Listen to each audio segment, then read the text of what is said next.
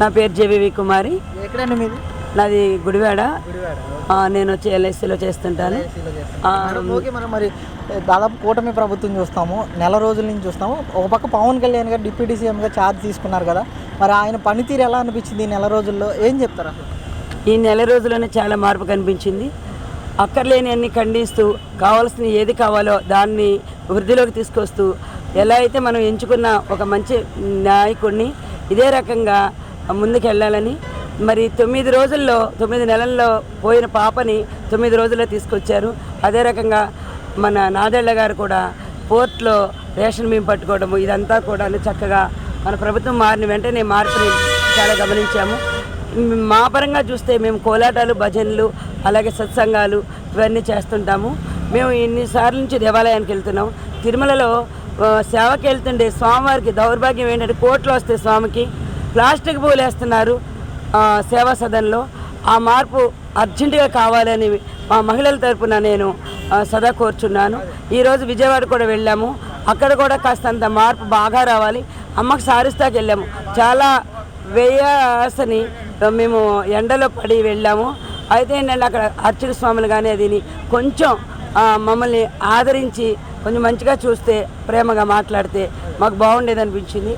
అది కూడా మారాలి. అయితే ప్రభుత్వాన్ని బట్టి మారుతుంది అనుకుంటున్నాను, అలాగే మారాలనుకుంటున్నాను. ఖచ్చితంగా డెఫినెట్లీ మారుతుంది ఈ చంద్రబాబు గారి ప్రభుత్వంలో. మేడం, మరి మీది గుడివాడ అంటున్నారు, మీ పక్కనే మచిలీపట్నానికి ఈ రోజున 70,000 కోట్ల ప్రాజెక్టు పెట్టుబడి రాబోతుంది. బీపీసీఎల్ అనే ఒక రిఫైనరీ ప్లాంట్ తీసుకురాబోతున్నారు, పెట్రోలియం ప్లాంట్. ఎలా అనిపిస్తుంది అసలు? మీ పక్కన ప్రాంతమే కదా, పక్కన ఊరే. ఎలా? అది మచిలీపట్నం వచ్చేస్తున్న ఆఫీస్ కూడా నేను మచిలీపట్నం సిబిటు బ్రాంచ్లు చేస్తాను. అంతకంటే ఆనందం లేదు.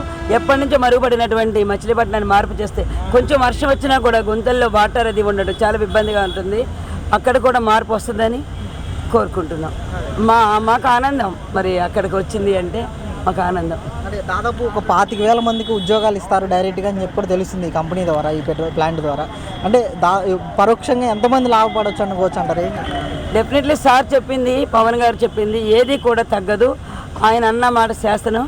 ఖచ్చితంగా అంతమందికి కూడా ఉద్యోగాలు వస్తాయి. ఎంతోమంది పిల్లలు చదువుకుని వాళ్ళు పొట్ల పట్టుకుని బీటెక్లు చదివి చిన్న ఉద్యోగాలు చేయాలంటే ఫీల్ అయ్యి ఆత్మహత్యలు చేసుకునే పిల్లలు కూడా చాలామంది ఉన్నారు.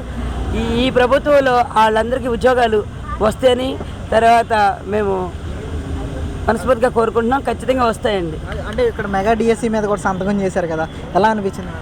హ్యాపీగా అనిపించిందండి. పిల్లలందరూ కూడా చాలా ఆనందంగా. అందుకే కదా మరి ఎంత ఇబ్బందులు పడి కార్లు వేసుకుని ఫారెన్ నుంచి కూడా మన బిడ్డలు వచ్చి కావాలని ఆయన గెలిపించుకున్నారు. ఆ పిల్లలకు ఆశయాలకు తగ్గట్టుగా వీళ్ళు పనిచేస్తారని మేము కోరుకుంటున్నాం. అంటే చివరిగా ఏదైతే ఈరోజు ఆయన విద్యుత్ మీద కూడా శ్వేతపత్రం ఇవ్వడం చూసాం చంద్రబాబు నాయుడు గారు. గతంలో ట్రూ అప్ ఛార్జీలు అంటూ కూడా ప్రజల దగ్గర నుంచి 100 కోట్లలో వసూలు చేశారు. వాడని కరెంటుకు కూడా 9,000 కోట్లు అప్పులు చేశారు ఈ ప్రభుత్వం అని చెప్పేసి చంద్రబాబు నాయుడు గారు చెప్తున్నారు. ఎలా అనిపిస్తుంది మేడం? ఇప్పుడు అదే కదా వాళ్ళని ముక్కుపండి అవన్నీ కూడా బయట పెడుతున్నారు. ఖచ్చితంగా వాళ్ళు అనుకున్నది సాధిస్తారు డెఫినెట్లీ. మరోపక్క మీ గుడివాడ ప్రాంతంలో ఉన్న ఎమ్మెల్యే గారు ఆయన పౌర సరఫరాల శాఖ మంత్రిగా చేశారు 2.5 సంవత్సరాల పాటు కూడా. అంటే ఎలాంటి మార్పులు తెచ్చారు గుడివాడ ప్రాంతానికి కానీ పౌర సరఫరాల్లో కానీ ఎలాంటి మార్పులు తెచ్చారంటారు ఆయన ఉన్నప్పుడు? ఇప్పుడు నాదెళ్ల మనోహర్ గారు ఎలాంటి పని చేస్తున్నారంటారు? అసలు మేము ఎలా చేస్తున్నారనేది ఏంటంటే అది అయిపోయింది నాన్న. మరి అక్కడ ఎమ్మెల్యే గారు పరిస్థితి ఏదో చేయాలనుకున్నారు కానీ ఎందుకని కొన్ని దోతలు పైన మరి అసలు ముఖ్యమంత్రి అలాంటి వాడైతే ఏం చేస్తారు? నాన్నగారు కూడా తప్పలేదు. ఆ కాలాన్ని బట్టి ఆ గొడుగు పట్టారు నాన్నగారిది. ఎవరిది తప్పని పట్టడానికి కూడా మనం చెప్పలేకపోతున్నాం. కానీ ఇప్పుడు గ్రీన్ సిటీ గుడివాడ అవ్వబోతుంది.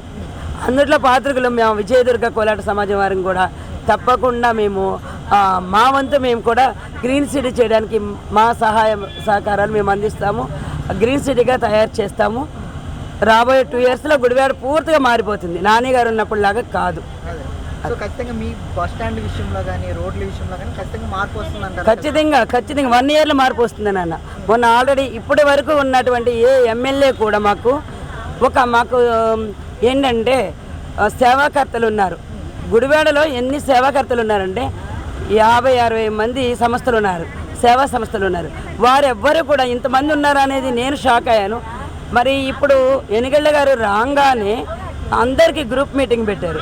ఇలాంటి మీటింగ్ని ఎప్పుడు కూడా గతంలో ఉన్నటువంటి ఎమ్మెల్యే గారు పెట్టలేదు.